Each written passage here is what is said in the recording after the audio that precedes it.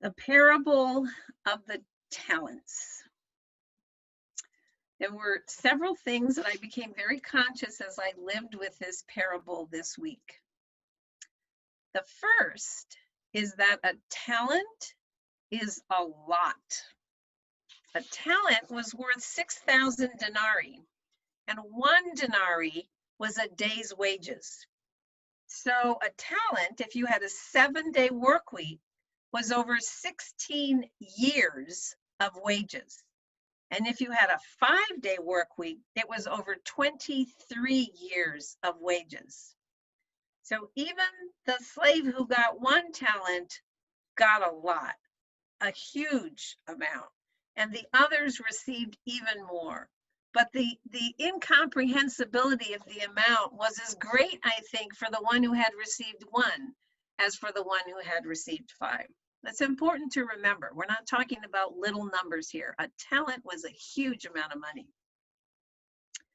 The other thing that I noticed reading this was that the master was gone for a long time. He was not just gone, it wasn't even a year. We hear parables where it's a year, but we are told here that the master was gone for a long time. So these slaves to whom the master had given these various talents had quite a bit of time to figure out what they were going to do with them.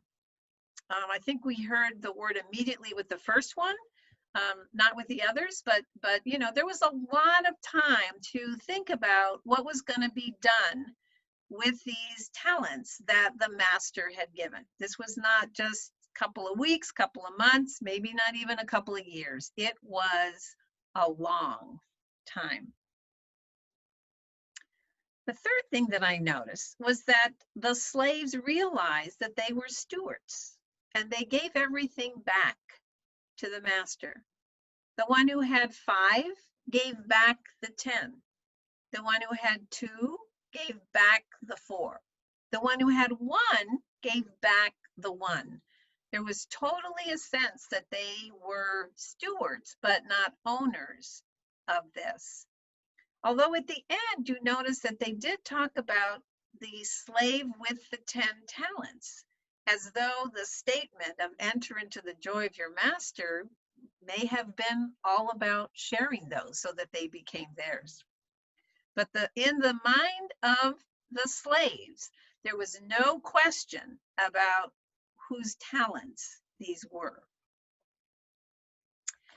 The fourth thing that really interested me was how the response to the first 2, when the master came back, was exactly the same. Each of them were told, well done, good and trustworthy slave. You have been trustworthy in a few things. He said that to the one to whom he had entrusted 5 talents, and he said it to the one to whom he had entrusted 2 talents. Exactly the same. You have been trustworthy in a few things. I will put you in charge of many things. Again, he said the same thing to both of them.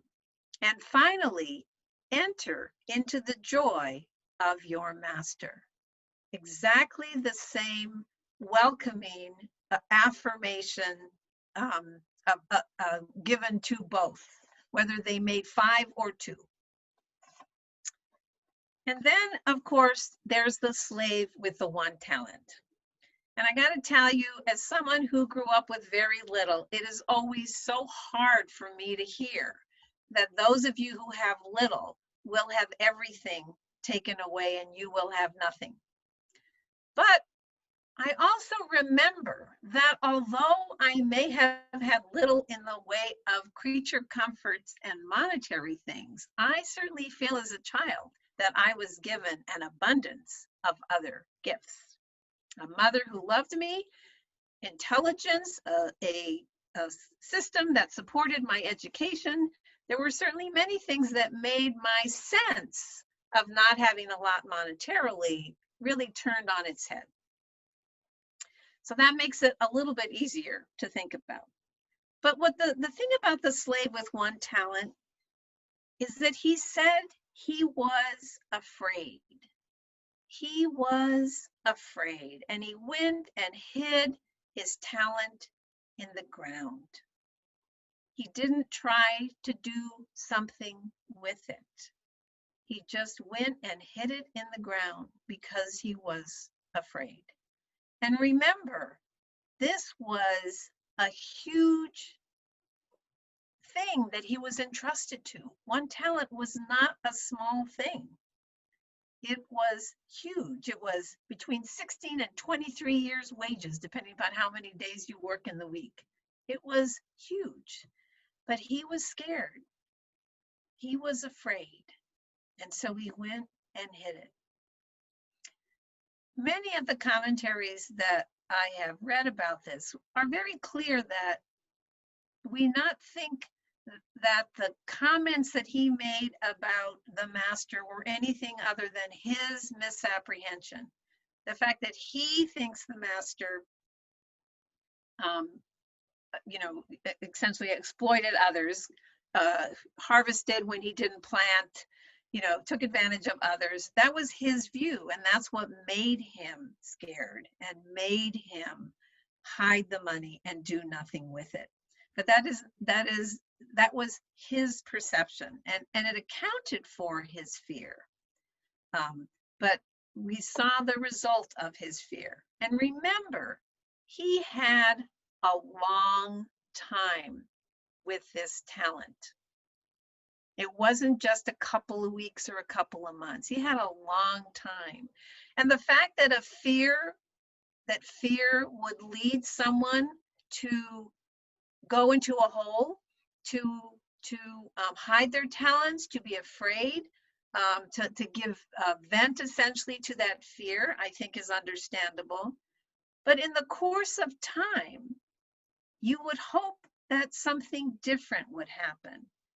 And of course, he also was surrounded by the others, where he could see what the others were doing. And yet he continued to give in to his fear and to essentially cocoon himself and that money and keep them covered from any possibility of doing good. So this is what I take away from the parable of the talents. First of all, that we are each given an abundance. The abundance may be different for every person. I certainly feel that from my life. But we are each given an abundance of gifts. The other thing is that we have a long time to figure it out, but not forever. So giving in to fear is understandable, but there has to come a time when we do something about that fear other than hide in a hole. The third thing is that when we act only out of our fear, we have nothing. When we act out of our fear, we have nothing. So my prayer today is that we may be good stewards of the abundance given us and use it to love others, to seek justice. And may we not act only out of our fear. Amen.